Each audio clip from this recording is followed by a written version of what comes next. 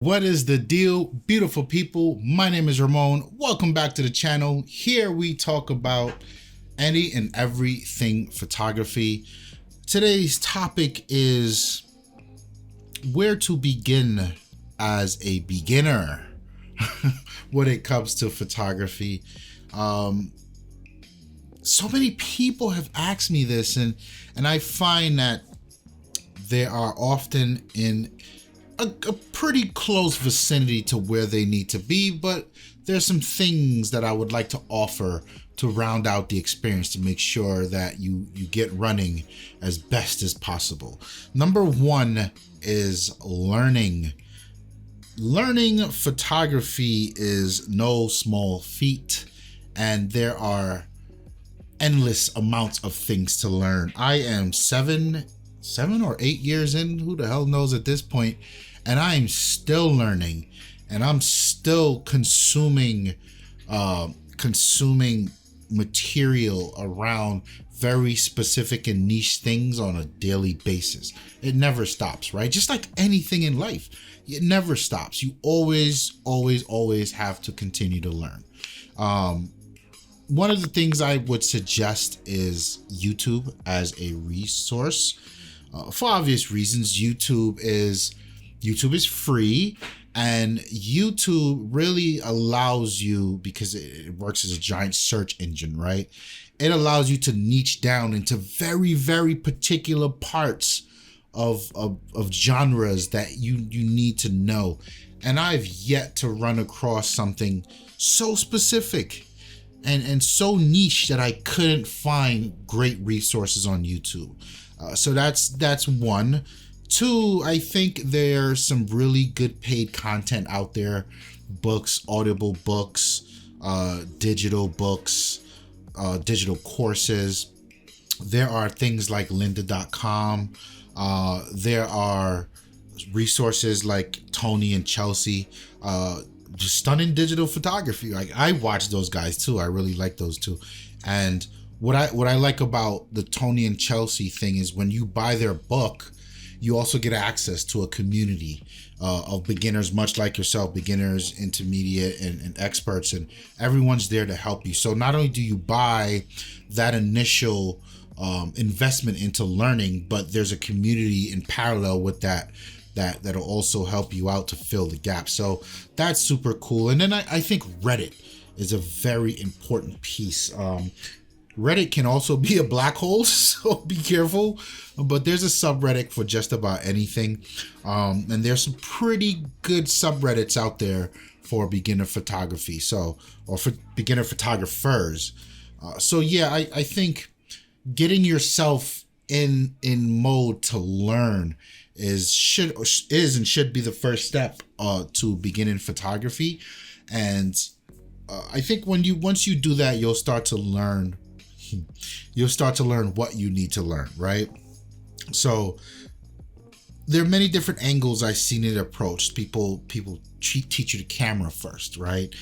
They teach you the exposure triangles, shutter, ISO, and aperture, and how they all play a role. And then some of them even go pretty much more low level, and okay, here's what this dial on a camera does. And here, like, these things are cool, but there's also, you need to learn about the craft. You need to learn about the artistic expression of photography. You need to learn composition. You need to know color science. You need to learn post editing. So again, there's almost a limit, an unlimited amount of things to learn when it comes to photography, but you'll figure it out where you should begin first, where it makes sense. But no, there's a ton of resources, and you just got to get started. The second is the camera itself, what camera to purchase. I always like to say you should approach the conversation of purchasing a camera with a purpose. You need to really, and I do this all the time. If you guys hang out in the comment section below, I get a lot of questions, and I always come back and say, well, what are you planning to do with this camera? What do you want to do with this lens, right? You need to have some reflection time with yourself and think, okay, what kind of photography do I see myself getting into? Is it going to be street photography? Okay. Is it going to be landscape, portraiture? Is it documentary? You know, nature, wildlife, like whatever. There's so many genres, subtypes of photography, but generally speaking, if you have an idea of what you want to do, it can sort of mold the type of equipment that's best suited for that. And don't let that scare you, because there's a ton of cameras and camera systems and setups that can work in a very ambiguous way amongst all of these genres. But it's a good idea for you to approach buying your camera with a purpose. And once you sort of figure out what you need, you can trim the fat, right? You can say, okay, I don't need to go with the $1,200 camera. I can get everything I need for $800. But then that means you've got a few $100s in your budget to get another lens, or there's some room to play with there. So figure out the purpose you'll be using this camera for, and I think the type of camera you buy will become very much easier to obtain. The third is a tripod. Tripod's one of those things that, depending on the genre of photography that you chose, you may not need a tripod. But I'm a huge advocate of every photographer needs a tripod. It's one of those things where it's best to have it in your kit and not need it than to need it and not have it, right? And tripods are so inexpensive these days. Just go out and get a decent tripod. And for me, I would recommend you spend about $100 to $150 for a decent tripod. Can you get like the Amazon basic tripod for $45? Yes, but that shit sucks. Take it from me. I'm looking at it right now, and if I could kick it in the teeth, I would. So know that, again, you don't have to break the bank and buy like some $600 carbon fiber tripod, but $100 will get you something that your kids will own, or if you put the craft down for a little bit and come back 5 years later, this tripod isn't gonna rot. It's still gonna be there for you. And then a cheap ass light. I don't know how else to say that. Cheap ass flash. Get you one of those Young-Yos or Samyang, whatever they call those cheap speed lights that goes on the top of your hot shoe. They're like $40 or $50 on Amazon. And my God, are they amazing.